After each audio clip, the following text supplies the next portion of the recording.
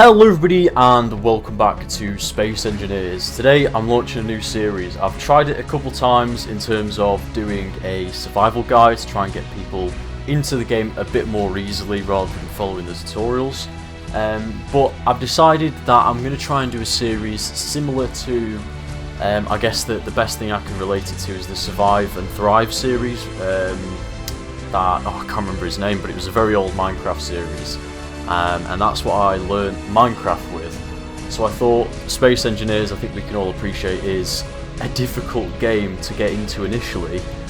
So I would do a series of videos where I'm focusing on one topic per video from the basics, and I'll take us right up to the advanced stuff. So after watching this series, you should pretty much know everything you need to start a new Space Engineers world and have a good success with it. So to preface this series, there's not going to be any swearing in these videos, so feel free to watch it on your telly, or kids can watch it, you know, if you don't like swearing, whatever. I'm not going to be swearing in these videos.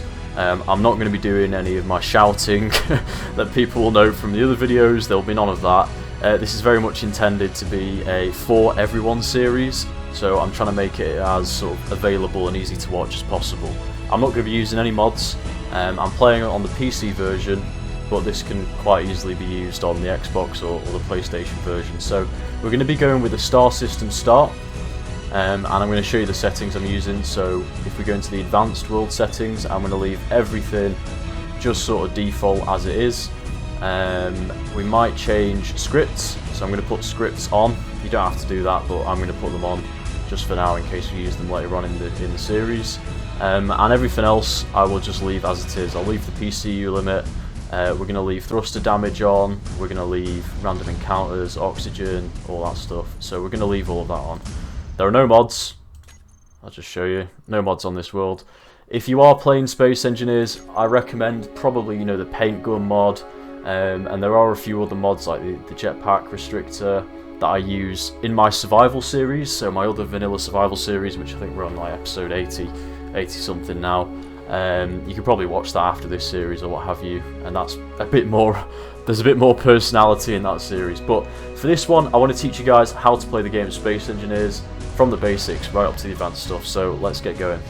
Cool, so we've loaded into the world and you're presented with a list of options. Now these are all different starting scenarios. They provide you with a basic craft, which will, apart from the spacesuit option obviously, but you've got to be a bit of a psycho to choose that from the start. They'll provide you with different crafts which will help you get the first leg up in the survival run. Now you've got the moon one, which is a rover, and then the rest of them are ships. The space pod is slightly different to the landing pod. It's large grid and it uses ion thrusters.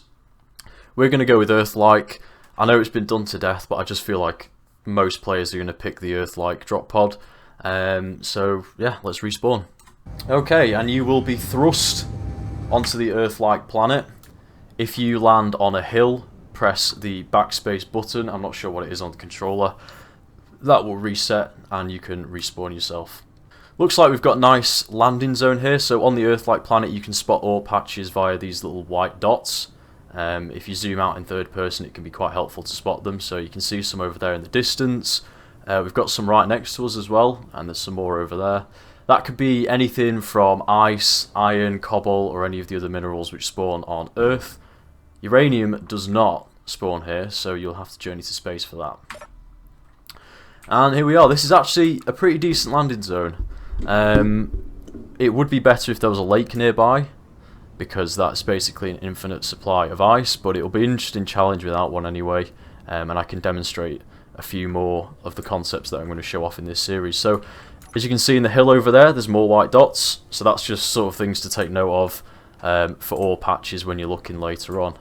So, this episode we're going to focus on getting the foundations of a base built so that we don't have to rely on this pod. This pod is battery powered only, so it will run out of power eventually. You can see the battery here. If you open up a control panel on the ship, so you can access it via any of these ports highlighted in yellow, you go to the control panel section and you click on the battery. It'll show you here how much charge it's got left. So this will run quite comfortably for 2 days, and you can see the stored power there draining. So on the drop pod we have at the rear a survival kit. The survival kit can fabricate basic components. If you click on production, it'll show you what it can produce. And if you use this little bar up here, you can select ingots, so it can produce basic ingots, components, equipment, tools, weapons, and ammo. And that's what the survival kit can fabricate. You can also recharge your suit by clicking on this, holding down F or the left mouse button. I will also preface this, I'm left-handed, so my controls are flipped. I walk around with IJKL, and then I have WASD for all my toggles, so if you're looking at my keybinds like a bit confused, that's why. First thing we're going to do is hop into this little seat here. This will also recharge your energy. If you go to your inventory on the ship, you see you've got a pistol, a few rounds, you've also got a station card as well. So if we jump out, open our inventory, and we right click on this, it'll show us a trade station. So these are economy stations that can be found on planetary bodies or in space. Some of them can sell ships, some of them you can buy and sell ores, components for money. In turn you can buy your own ores and components or fuel, things like that. So it's basically just a trading station. If you click on create GPS marker, it's a bit hit and miss. Sometimes they're close by, sometimes they're not. And then if we go to the GPS section, show on HUD, we can see it's 15 kilometers that way. So that's actually not too bad. We can probably visit that at some point. But like I said, it is a bit hit and miss because sometimes they'll be like 45 kilometers away. Sometimes they'll be a lot closer like we have here. So that's quite fortunate. You can double click to turn these off. Just tidies up the HUD a little bit. Okay. Cool. What do we have here? So this is an O2H2 generator. This converts ice into oxygen and hydrogen. As you can see here, you have a storage bottle for each. These can be carried by the player inventory and will automatically refill the suit. So if I put hydrogen bottle into my inventory, you can see there's a little bottle icon above my hydrogen levels in the bottom left. And if I fly around now and use hydrogen, it will drain relatively quickly, but the bottle will actually fill it up for us. As you can see, here's the ice input, and then this will drain as a percentage. You can pop it back in here. As long as the craft is powered and you've got ice in there, it will refuel the oxygen and hydrogen bottle. It will also refuel oxygen and hydrogen tanks on the ship, but we don't have any on this, so we're a bit out of luck there. Brilliant. So you've just landed, you've got your basic tools, you know where the economy station is, and yeah, it's time to get mining. So the first thing we're going to do is start a little platform, which makes sure that we're not relying on this pod. As mentioned, the battery will run out. You can mine with left click, this will give you ore, and you can mine with right click, which won't give you ore, but it will take out a lot more voxels.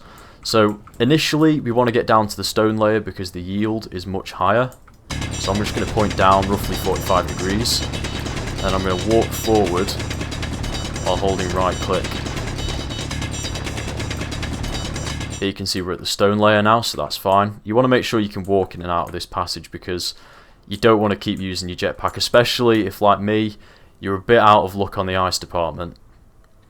If you're on a lake, it's not really a problem. You can just keep filling this with ice and you'll be fine. But I haven't got that option, so first thing we're going to do is we can turn our suit lights on.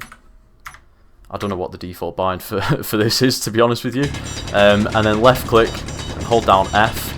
And you'll begin to mine. You won't pick up everything, but holding down F you'll pick up a fair amount. So our inventory's full. We're going to go up and deposit our stone into the survival kit. Now you can also deposit this by holding down Alt and then press middle mouse button, and that's a bit of a shortcut. It will deposit everything in your inventory that can be deposited. As you can see, we've got stone there. We're going to go pick up a little bit more, and then we'll do it the old-fashioned way. Open it up, drag it across, and as you can see, it's now full of stone.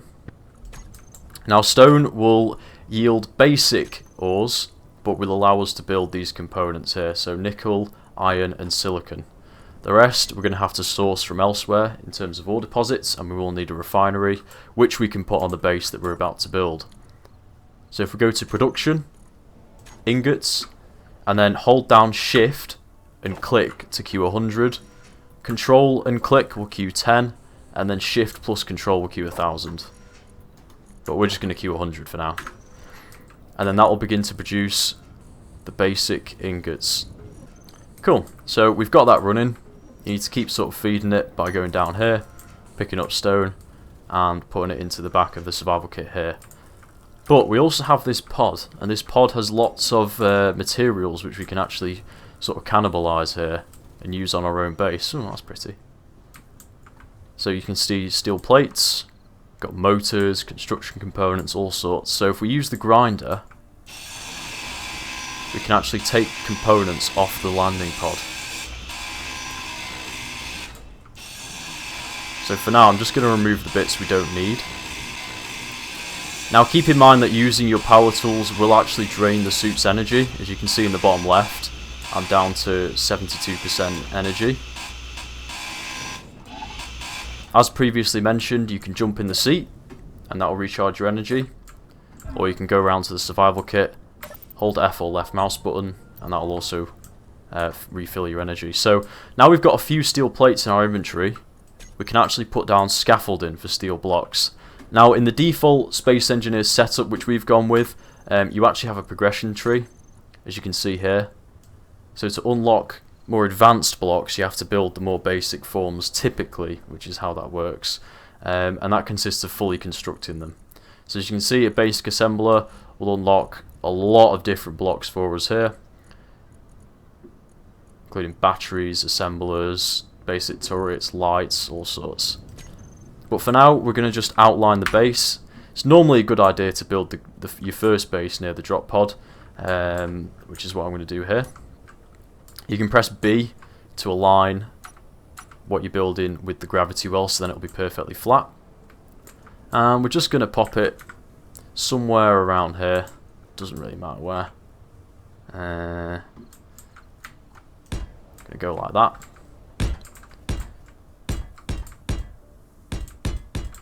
And each one of these costs 1 steel block, but if you want to weld it up they're going to cost 25 each. So I recommend a quick 3x3 platform. That should give you pretty much everything you need. And then we're also going to trail off to the side here. 7 blocks is enough, and this will be a tower for our wind turbine. So wind turbines require clearance. So think of it much like real life. You need clearance from the ground, and you also need clearance from other objects. If you don't do this, you will see that it does actually turn slower, and you will generate less power.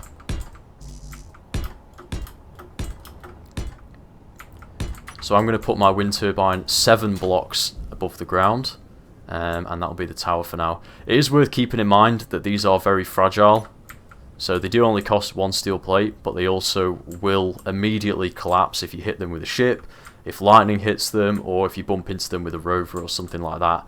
So for now it'll do, but later on it is well worth, especially power towers, as I call them, it is well worth upgrading at least the base, just so if you accidentally bump into it with your rover or your mining ship, you're not going to cut power to your whole sort of, I guess, sustaining system. You won't be able to respawn or anything like that if you've not got any other crafts with survival kits on them, and then you'll be a bit out of luck really.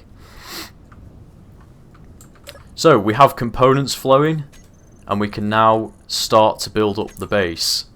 So I'm going to put a little ramp here. If you scroll when you're holding the steel block, which has the plus icon, which means it's the group block, as you can see here, you can see which blocks are in the group. I'm going to get a light armor slope, just so we can get up a little bit easier than just sort of walking into the side of it. I'm going to lay the basic foundations of the base. So this is much like my other tutorial. We're going to go with a very similar setup. We're going to go with a basic assembler, a basic refinery, and I'll just show you why I'm doing this. Each block has built-in conveyor ports. Those yellow squares are conveyor ports, and that's what allows blocks to pass ore, ingots, fuel, and other components through each other. So if these are lined up, you can access the inventory of all the blocks from one of them. So the basic assembler has a conveyor port right there, that's its only one. This one has one on either side. So if we put it here, components can flow through this section of the base. Then here we're going to have an O2 generator. So as mentioned, we have one on the ship already, but this will produce hydrogen and oxygen from ice, provided that the station has power. This also has one on either side. It also has a connector on the top and bottom. So you don't actually have to build your base exactly the way I'm building it. I'm just doing it this way because I guess it's the easiest way to think about it. We're then going to place a survival kit on this side, which also has conveyors on either side. And then here we'll place a cargo container, but that requires interior plates, which we don't have yet. We're also going to put conveyors here and here, and this will connect these together and allow components to flow through. It's a bit like a U shape. So if we come back to the pod, we need interior plates. So I'm going to press Control click, and that's going to queue up 10 interior plates, which we're going to start fabricating. And if we take them out of there, we can now place a small cargo container. Now we can't build conveyors yet, so if we go into the progression tree and we scroll down a little bit, we should be able to find the conveyor blocks. So conveyor blocks, you need to build a small cargo container, a large or a medium cargo container, before you can actually build any of these. Now you can actually do this via small grid or large grid, so it doesn't really matter too much. To give you a little trick, there is actually a small cargo container already on the pod. So if we just work our way over to it, you can see it here, and then we grind it down. But all you need to do, once you've grinded it down, is just replace it, weld it back up, and we've unlocked new blocks. And now we have access to conveyors. So we're going to pull out the conveyor junction group block, and then if we scroll, we've got the curved conveyor tubes. And we're going to rotate them so that they connect the refinery and the O2 generator together, as well as the survival kit and the O2 H2 generator. So if I just zoom out here, you can see how all of these are connected. So now if we were to access the small cargo container, we can put components into the assembler, the refinery, the O2 generator, and likewise the components that have been produced can flow around into the cargo container. Alright, so now we have the layout of a base. We're going to put a wind turbine up here, like that. And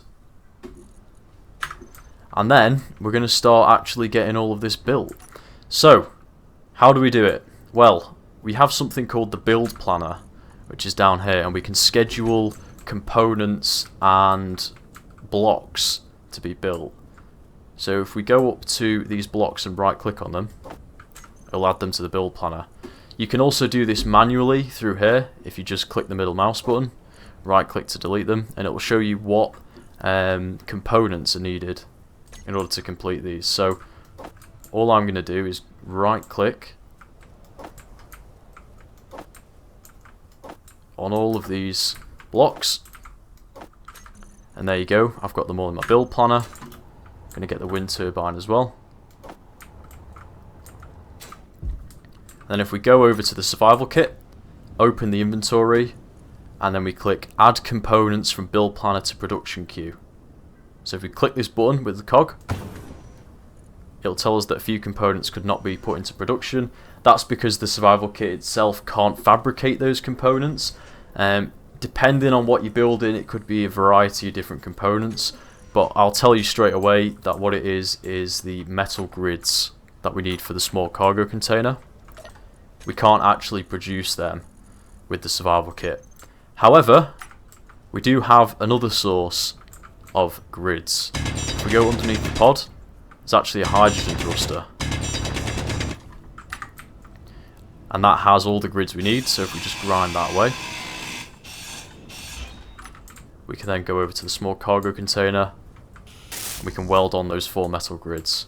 And now deposit the rest of the components, and all you need to do is keep putting stone into the system until all of this is built. It will take a hot minute, but once it's done, we'll have a fully functioning base. So enjoy mining stone, and I'll be back with you soon. Now, as you're mining, and you fill in the survival kit up with stone, it will continue to produce components. You can actually adjust the order of these just by dragging them around. So sometimes I like to combine them like this, and then it just basically gives you a bit more of an overview of how many of each component you need to produce. You can also drag the ingots to the back of the queue, so it will focus on creating the components first. The storage is not brilliant, so every now and then, if you come up to the survival kit and click this button, it will actually withdraw the components according to what you have in your build planner. You can also just press middle mouse button as a shortcut, and then if you go over to the base, you can start to weld up the blocks. And you want to just do a mix of this and mining stone until you've got the base completed. Now, every now and then, you might notice a little green signal appearing in the distance. We're going to go and fly over there. If you turn off your dampeners, turn your jetpack on, make sure you've got the hydrogen bottle, get up to 100 meters per second, and then just sort of hover there with the spacebar. This is the most efficient way to fly with the hydrogen suit on the Earth-like planet. And then just turn your dampeners on as you're getting a bit closer, so you get a soft landing. These are little pods that will come from time to time, and within them you can get skins for your tools as well as your engineer's suit. But also they're going to provide you with a bit of components as well. So if we open the cargo storage section, we've got some money. We've also got some much needed steel plates. Now to get the item, there's a button you have to press. What are we going to get? We've got slime gloves. Oh yes. But then the most important thing is grind down these pods, because as you can see, there's components all over them. So I'm just going to salvage this real quick. Now it is well worth going for these pods, because they can actually save you a lot of time if you add up all of the components that you get from them. As long as you've got plenty of hydrogen and a good supply of ice, there's no reason to not go after these at the start of the game. As you get a bit further along, yeah, it's not really as worth it, unless you want the cosmetics. But for now, it's well worth getting them. Now when we get back to the base, open up your inventory, go to GPS, and if you click New from Current Position, I'm going to name it Earth Base, you can create a marker. So this will stop you from getting lost when you go wandering, and it's well worth doing. And then you can double click to deactivate it. Okay, so at some point you're going to get to the stage where you have the wind turbine built, you have the basic assembler and the refinery built. Now this base is now powered, so these will actually work, and they're actually more efficient than the survival kit on the ship. So I've just got some steel plates left to make, as well as some small steel tubes for these conveyor pipes. So I'm actually going to open up the inventory of the basic refinery. You click on this little box here, and this will show you all of the connected inventories, and here we can see the assembler. I've pulled out all of the ores, and we're going to pop them into the assembler. And now if we go to production, you can see we've got a lot more to work with here. So I'm going to queue up the 100 steel plates that I still need, and then we've got 11 and 12. So I'm going to queue up some small steel tubes as well. And then if you hand load stone into here, it will create those components for you more efficiently than the survival kit. So I'm going to continue with that. Okay, so once you've got everything built, you'll notice that you don't have the medical components for the survival kit. We'll need to take this from the ship itself, but as long as everything else is built, you're good to go. Just a quick overview. Green means that components can flow through the conveyor. Yellow means that it's either not properly connected, or you're trying to pipe into a block which doesn't have a conveyor port. So we're going to go around to the survival kit on the ship, make sure we've taken everything we can out of it, and then we're going to grind it down. Then if we head back over to the base, we can now weld up the survival kit. Now if we pop everything into the cargo container, you now have a fully functional base that is powered by the wind turbine. You have a basic assembler, refinery, O2 generator, cargo storage, and you can regenerate your energy. that's it for this episode, guys. You should be able to do this in your first day if you've managed to manage your time well. So next episode, we're going to look at making some base upgrades and also collecting and gathering ore and refining ore instead of stone. If you enjoyed, please like, comment, subscribe to support the channel. Leave any questions you have in the comment section down below and I'll get back to you. Take care, everybody.